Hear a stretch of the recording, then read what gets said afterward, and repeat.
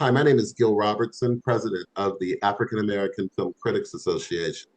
Today, we are thrilled to be talking to the creative team responsible for the upcoming Hulu documentary, Freaknik, The Wildest Party Never Told.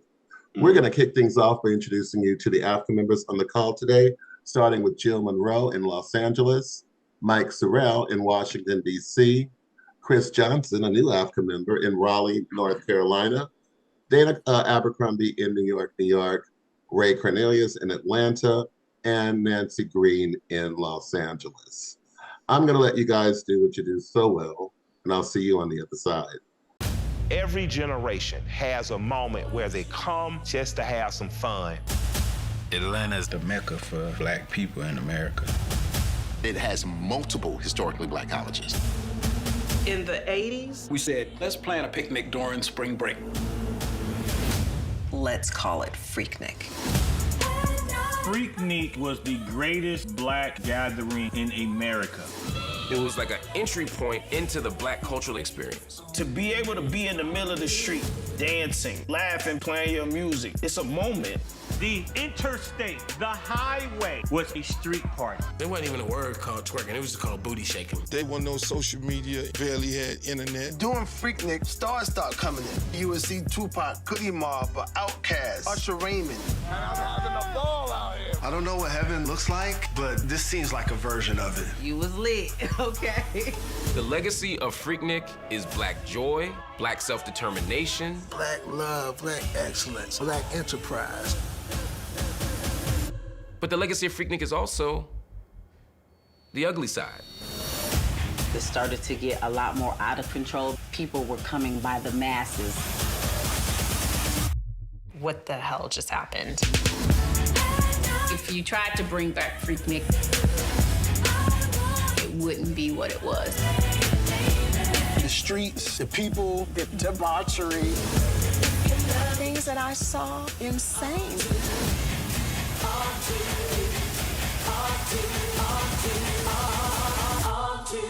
We had no inclination to the depth that we were creating. Them kids ain't know nothing about Freaknik. Trust me, your mom and daddy got down. Hi, Dana Abercrombie, the Coalition. My question is for Luke and Jermaine. Well, I wanted to know with this documentary, it really highlighted the musical aspect of Freaknik and the importance of it. What I wanted to know from both of you was the importance Freaknik had in both the Atlanta culture in terms of the music scene and both of your careers still to this day. Well, I mean, just like you say, you know, the music meant so much to the actual documentary and the actual building of the Freaknik. I mean, when you think about Atlanta right now today, you think of it as Black Hollywood, the mecca of entertainment, something that JD spearheaded when it came to the music part of it, and when you really get deeper into it, just like you say, when you get a lot of people thought it was just about, you know, having a wild party, but the music drove everything. I mean, outside of those young folks, from the young folks who pretty much started the event, you know, they started the event, it became something different. The music then got involved, the partying, the dancing, and before you know it, it became, you know, just like you say, the wildest party that was never told. Yeah, I think in doing these interviews, I've learned just in the last hour or two how much information people don't know about the South and how much information has not been shared or spread for people to know about the South. So when you talk about like New Orleans, right? New Orleans has Mardi Gras, and they have a bunch of other like weekends where people actually go to New Orleans, and the backdrop of that is this music, this sound, this jazz, and this music that plays, and it's been stories that's told about New Orleans and the musical component that goes along with it. When you talk about Atlanta, or when you hear stories about Atlanta, you hear stories about the rise of hip hop, where you might mention myself and Ludacris and Jeezy and Outkast and all these other people, but you don't actually hear how the music became the soundtrack for the cultural events that was happening in the city. And Freaknik being one of those cultural events that happened in Atlanta, it also had music that was going along with it, and people that were there, when they hear these records today, they reminisce of the time that they was at Freaknik, right? So it's a soundtrack that, fortunately, my company and Luke and others that made music at this time period, we represent that soundtrack, and that music. You can't even think about Freaknik if you don't have this music playing. You can't even think about Freaknik if Luke ain't nowhere around. That's just how synonymous the music and the events go with each other, as far as I'm concerned. Yeah, you looked at the dress. Even looking at when you look at the documentary, and when people try to recreate it right now, the dress is Daisy Dukes, and you have a song. Look at them girls with Daisy Dukes song. You know, you have what you saw in the documentary when Too Short said it wasn't twerking, it was booty shaking. That was the music driving. You know, that's what they saw on one of my videos.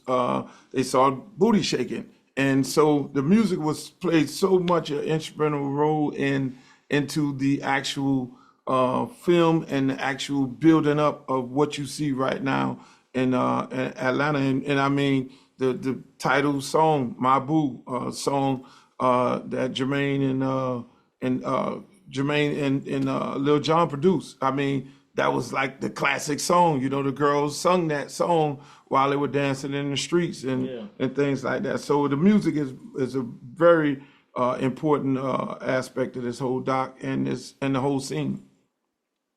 Ray Cordelius here with Upfront Inside the Entertainment Industry. This question is for Geraldine and P. Frank.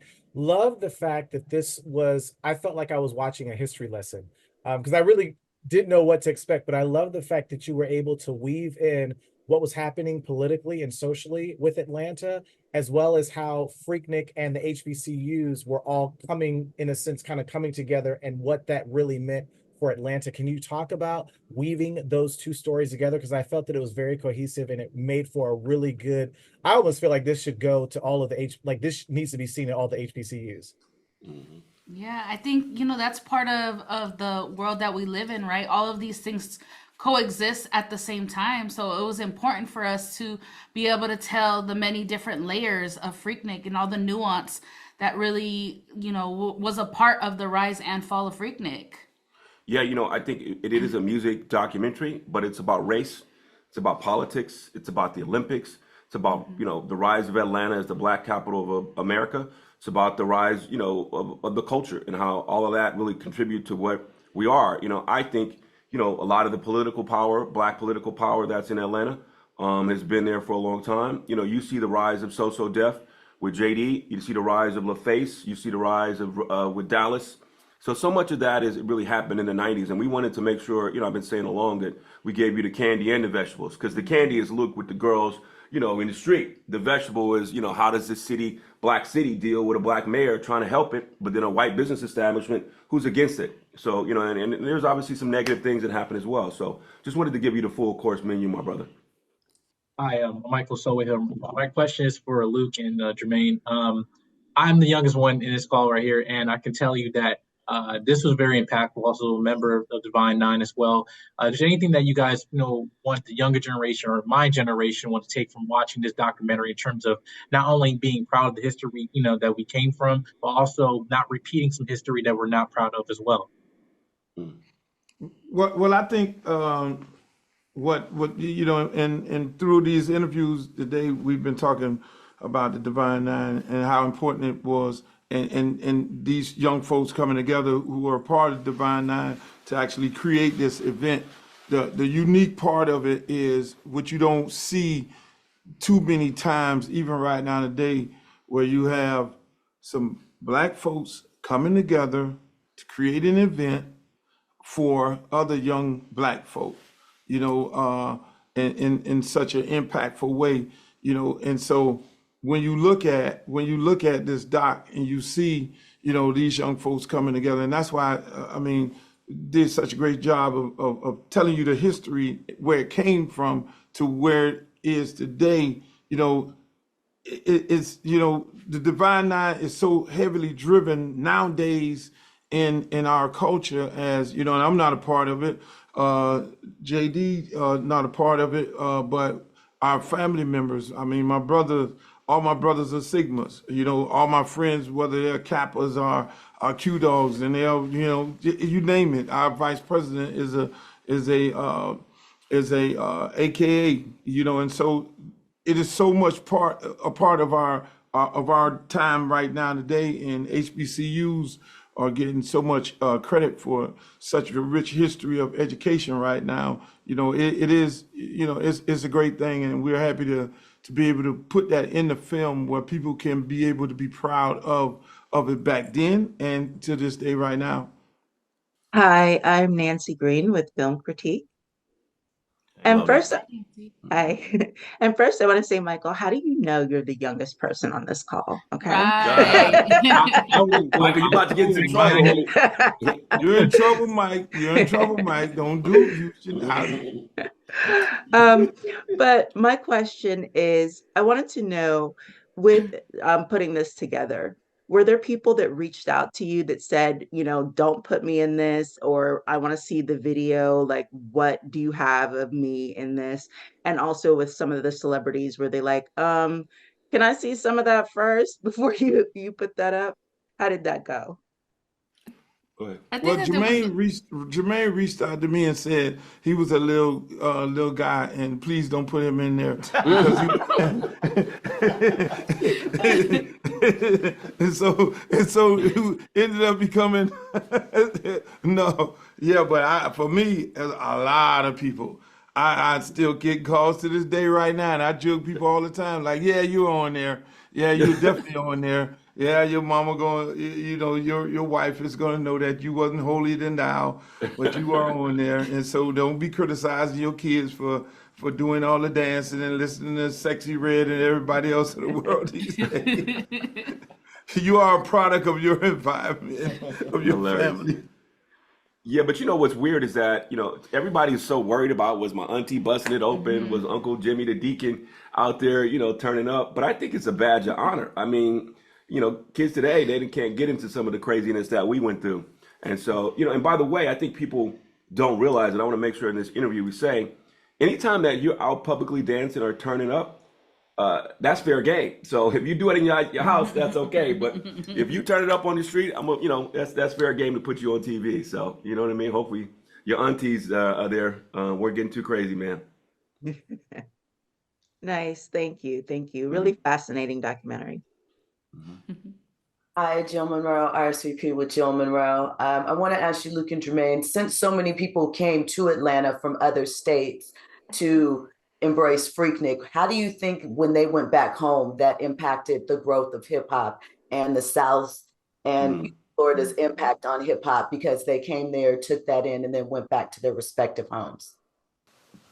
I don't know that it impacted hip hop. It impacted Atlanta, which then, you know, like I said, if you was listening to the sound, you know, as us creating this soundtrack, we also was creating the soundtrack of living in Atlanta. You know what I mean? Like, when I made Welcome to Atlanta, that was my mindset. It's just like, you know, Will Smith had a song about Miami, and Frank Sinatra got a song about New York. Ray Charles made Georgia. You know, we was crafting basically the soundtrack of lifestyle, basically. And I feel like that's ultimately what happened. It just was like more people just started realizing, like, let's make a soundtrack for the things that's happening. So then T.I. made trap music, which was about, you know, boys in the streets of Atlanta and how they sold dope, and the way the dope houses in Atlanta was set up. They called them traps and this, that, and third. So then they made music to go along with it. I just think that became the synergy, is like create the soundtrack for the city.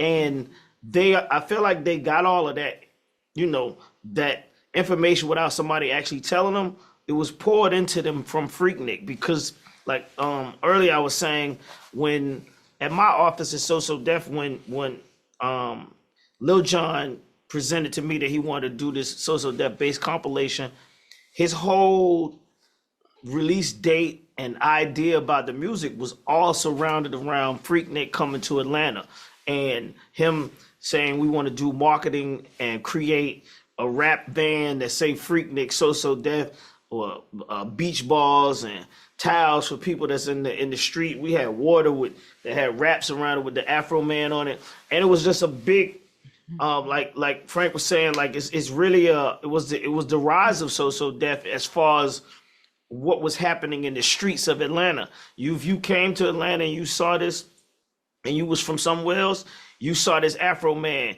right? And then I put the billboard up, so you saw the billboard, and then you saw the reflection of the billboard in the streets while you was out there. And we was just, like I said, ultimately we just was creating the soundtrack for a lifestyle. And I think that every artist that came after this, Goody Mob or whoever it was, they all tried to incorporate something like this in their music. So that part of it is what I feel like helped the hip hop. It created a mindset for us Southerners to follow as far as our blueprint in hip hop. Yeah, you asked a real good question. Coming from an outsider, me as an outsider, frequenting Atlanta so many times and being the person to bring the freak and the Nick and the picnic, when you left,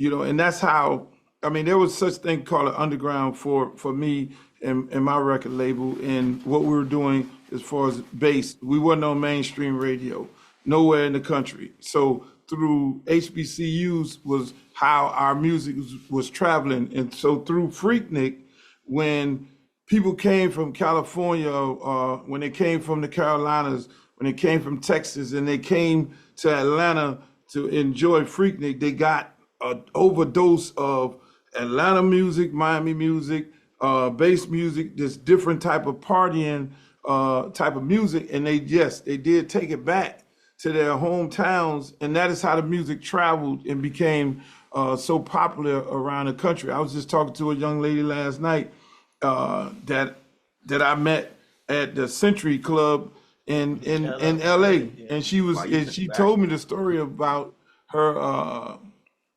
how I ended up meeting her. And she basically said, hey, look, my friend wanted to know how can she get the Freaknik, and that's how the conversation actually started. And now, mind you, we're talking about 1997, and that is how it traveled. It wasn't no social media. Freaknik traveled through the music, and that is why you saw at the end, people coming there just losing their mind. They came there with the wrong intention to a great event, and that's how it kind of blew up. Thank you. Shout out to the Century Club, by the way. Oh yeah, don't we love the Century Club? He's up there laughing. Back in the day. You couldn't get in the Century Club? Oh my God, you don't know what you missed. I went, but one time they wouldn't let me in there.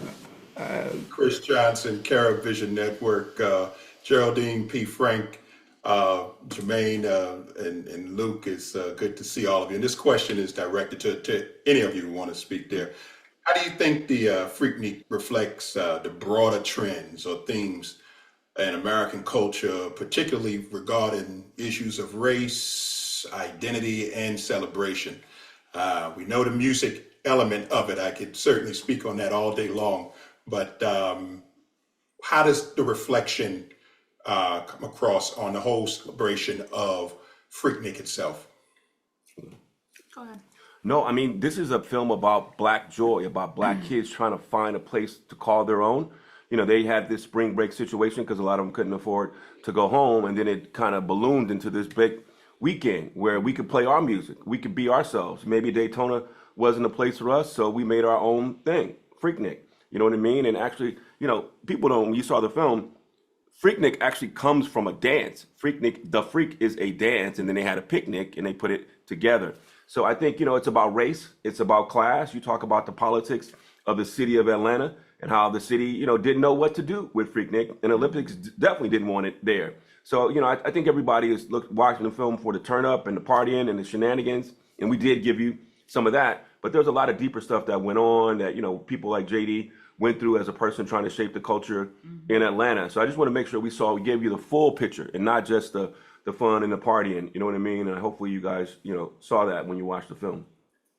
Yeah, when you're speaking of how it reflects today, when you're looking at right now, city of Miami Beach, you know, telling African American spring breakers not to come there, it's the same thing.